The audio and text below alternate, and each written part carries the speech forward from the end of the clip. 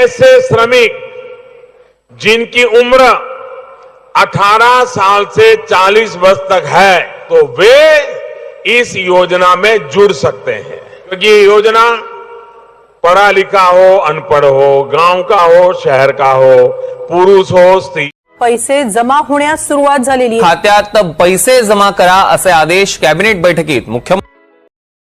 नमस्कार, सुरुवातीलाच महत्त्वाची बातमी। ज्या सगळ्यांकडे ई श्रम कार्ड धारक आहेत त्यांच्यासाठी सगळ्यात मोठी बातमी। ई श्रम कार्ड धारकांना मिळणार महिन्याला 3,000 रुपये मानधन। सरकारकडून सगळ्यात मोठी घोषणा। ई श्रम कार्ड धारक यांच्यासाठी ही मोठी अपडेट। महाराष्ट्रातील तसेच देशातील सर्वच नागरिकांना होणार याचा फायदा। कोण आहे याला पात्र आणि काय आहेत याच्या अटी सविस्तरपणे बघूया। लाडक्या बहिणीच्या धर्तीवरती या प्रकारचा सगळ्यात मोठा निर्णय सरकारने घेतला असून महिन्याला 3,000 रुपये पुरुष असो किंवा महिला असो यांच्यासाठी ही योजना राबवली जात आहे। या योजनेच्या अंतर्गत देशातील सर्वसामान्य नागरिकांना दिलासा देण्याचा केंद्र सरकारचा राज्य सरकारचा मोठा फायदा आहे। यावरून केंद्र सरकारच्या सामाजिक सुरक्षा उपक्रमाची संपूर्ण माहिती असंघटित क्षेत्रातील कामगारांना, वृद्धापकाळात आणि सगळ्या लोकांना ज्यांचं वय 18 वर्षाच्या पुढे त्या सगळ्यांसाठी आर्थिक स्थैर्य देण्याच्या उद्देशाने केंद्र सरकारकडून प्रधानमंत्री श्रमयोगी मानधन योजना जाहीर झालेली आहे। या योजनेतून तुम्हाला महिन्याला 3,000 रुपये दिले जाणार आहेत। श्रम पोर्टलवरती नोंदणीकृत असलेल्या आणि ठरवून दिलेल्या अटींची पूर्तता करणाऱ्या कामगारांना आता मात्र दरमहा 3,000 रुपये वार्षिक 36,000 रुपये दिले जाणार आहेत। या योजनेची पात्रता, आवश्यक कागदपत्र, बँक खात्याशी संबंधित नियम, अर्ज प्रक्रियेबाबतची सविस्तर माहिती खालीलप्रमाणे आहे। तेव्हा बातमी आपण सविस्तरपणे बघूया। या योजनेसाठी तुम्हाला काय आवश्यक आहे, या योजनेत तुम्हाला दरमहा 3,000 रुपये कसे मिळतील, प्रत्येकाने हा फॉर्म कुठे भरायचा, कसा भरायचा, कोणकोणती डॉक्युमेंट्स लागतील, बँकेचे खाते कोणते लागेल, तसेच याच्या अटी कोणत्या, आणि सगळ्यात मोठं आणि महत्त्वाचं म्हणजे यासाठी लागणारी वयोमर्यादा। मित्रांनो बघूया सविस्तर ही अपडेट।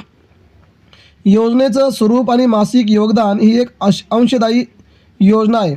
लाभार्थी कामगाराने त्याच्या वयानुसार दरमहा ठराविक रक्कम त्याच्या बँक खात्यावरती दिली जाणार आहे।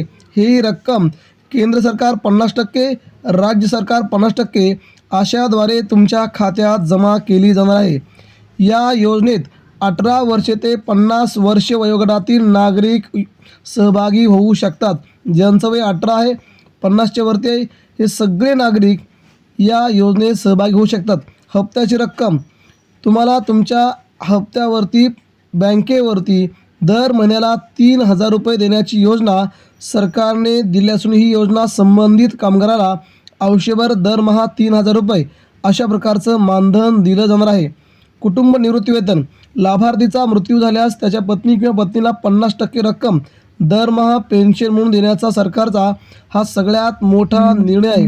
आता ही नेमकी रक्कम कोणाला मिळणार आहे, ई श्रम कार्ड कुणासाठी आहे? अर्जदार संघटित असंघटित क्षेत्रातील कामगार असावा किंवा कुठेही बांधकाम कामगार, फेरीवाले, घरगुती कामगार, रिक्षाचालक, शेतमजूर, छोटे दुकानदार, शेतकरी, व्यावसायिक, प्रत्येकासाठी ही योजना असून त्या सगळ्यांना या योजनेचा लाभ मिळणार आहे। तेव्हा सरकारने ही योजना खास तुमच्यासाठी आणल्यामुळे महाराष्ट्र सरकारचं अभिनंदन करावं तेवढं कमी आहे।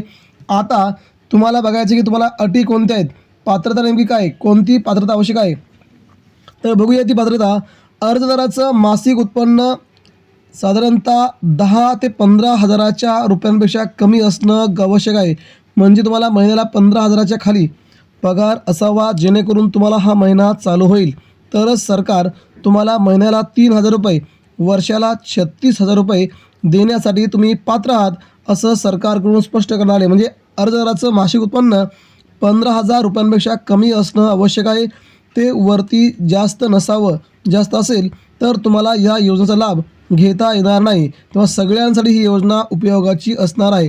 अर्जदार हा कोणताही प्राप्तिकर भरणार नसावा, म्हणजे अर्जदार कोणत्याही प्रकारचा टॅक्स भरणारा नसावा। टॅक्स जर भरला असेल तर तुम्हाला या योजनेचा लाभ घेता येणार नाही।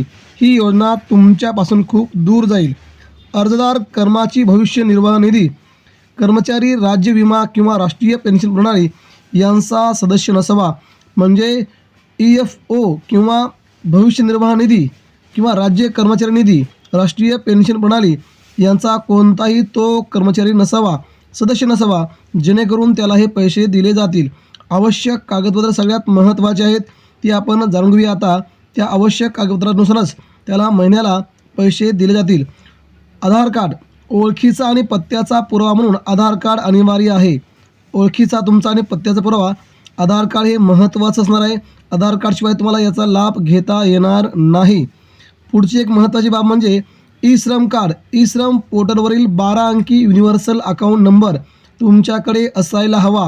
म्हणजे ई-श्रम पोर्टलवरील तुम्ही कार्ड काढलेलं असावं, तुमच्याकडे 12 अंकी तो नंबर, युनिव्हर्सल अकाउंट नंबर असायला हवा, जेणेकरून तुम्हाला याचा लाभ घेता येईल. त्यानंतर तिसरी आणि महत्त्वाची अट म्हणजे तुमच्याकडे बँक पासबुक असणं गरजेचं आहे. बँक खात्याचे विवरणपत्र किंवा जनधन खात्याचे पासबुक, दोन महत्त्वाची. बँक खात्याचं विवरणपत्र किंवा जनधन खात्याचं पासबुक IFSC कोडसह तुमच्याकडे असायला हवं. एकतर तुमच्याकडे आधार कार्ड असायला हवं, दुसरं म्हणजे ई-श्रम कार्ड असायला हवं, तिसरं म्हणजे तुमच्याकडे बँक पासबुक असायला हवे, तरच तुम्हाला याचा लाभ घेता येईल. अन्यथा तुम्हाला या योजनेचा लाभ घेता येणार नाही.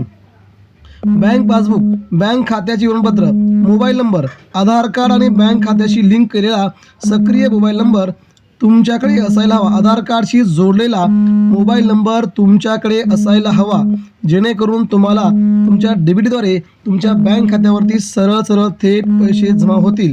आधार कार्ड आणि बँक खात्याशी लिंक केलेला सक्रिय मोबाईल नंबर तुमच्याकडे. बँक खाते व ऑटो डेबिट सुविधा असायला हव्यात.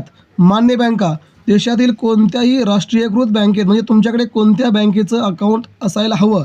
देशातील कोणत्याही राष्ट्रीयकृत बँकेत state bank of India, bank of Maharashtra या बँकेचं, म्हणजे SBI, bank of Maharashtra, bank of ग्रामीण महाराष्ट्र, पंजाब नॅशनल बँक इत्यादी कोणत्याही शेड्यूल्ड व्यावसायिक बँकेतील बचत खाते अथवा प्रधानमंत्री जनधन खाते या योजनेसाठी ग्राह्य धरले जाते. म्हणजे बँकेचं प्रधानमंत्री जनधन खातं या योजनेला ग्राह्य धरले जात आहे. ऑटो डेबिट योजनेचा पहिला हप्ता CSC केंद्रावर रोख स्वरूपात भरावा लागतो. त्यानंतर पुढील महिन्यांचे हप्ते तुम्हाला तुमच्या थेट बँकेवरती येतात.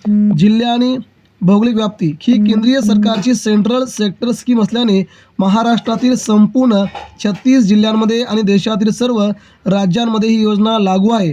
यासाठी स्वतंत्र 24 जिल्ह्यांची मर्यादित यादी नसून ग्रामीण व शहरी भागातील पात्र सर्वच कामगारांसाठी सर्वांसाठी ही योजना असल्याचं सरकारने स्पष्ट केलं आहे. त्यामुळे पात्र कामगारांनी आपला Aadhaar card number, bank passbook, mobile number घेऊन जवळचे आपले सरकार सेवा केंद्र CSC इथं जावं आणि आपला अर्ज भरून तुमच्या या योजनेसाठी तुम्हाला पात्र करून घ्यावं.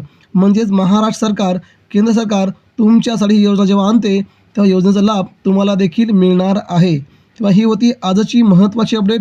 या योजने तुम्हाला तुमचे पैसे बँक खात्यावरती सरळ दिले जातात आणि तुम्हाला सरकारकडून दर महिना 3,000 रुपये दिले जातात. धन्यवाद.